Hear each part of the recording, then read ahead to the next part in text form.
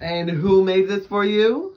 Juice Fantasy Wear. The one and only girl. So the client, Miss Indie Lusion here, wanted a big hat with a super big brim, so we made it out of cardboard. And you always want to iron the fabric you choose. You could skip that if you're lazy, but come on now, let's just freaking do it. Slice. Then we took the Frankenstein-ass brim and we hot glued fabric all over it because I wasn't about to sew any of this. You see how big that brim is? It's blocking out the light.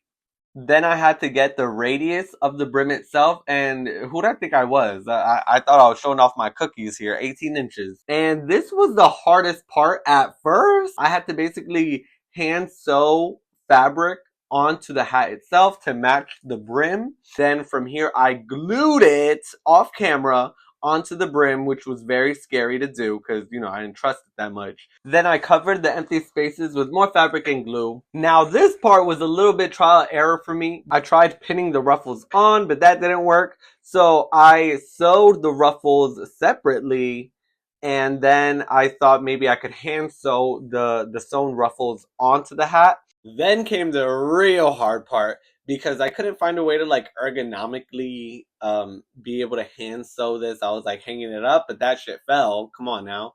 And finally, when I had found a good enough setup, I needed to like gear myself with extra light, like a headlamp, another lamp, just because of the sheer size of that thing. It was so dark under there. Oh my god. But here you could also see the light shifting from left to right, just to show how many hours were going into this. Like literally days, nights, sweat, blood, no tears, maybe a little saliva. Then when all the ruffles were attached to the inside of the hat, I cut off the extra trim and glued it down again because you weren't going to catch me sewing into cardboard. And Indie Lusion helped me with this part where we glued the seams down and laid out the ruffles or the pleats. We laid them out real nice so they could look like this.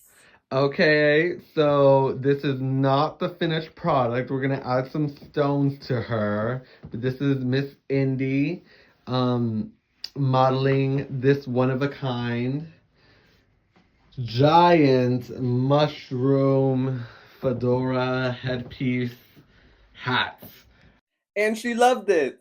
Part 2 is coming soon where I show you how I go about stoning her. But oh my god, she is so big. I had to go 0.5 on her ass. She did not fit in the camera. Ooh, she don't gotta throw shade. She already block out the sun, you know.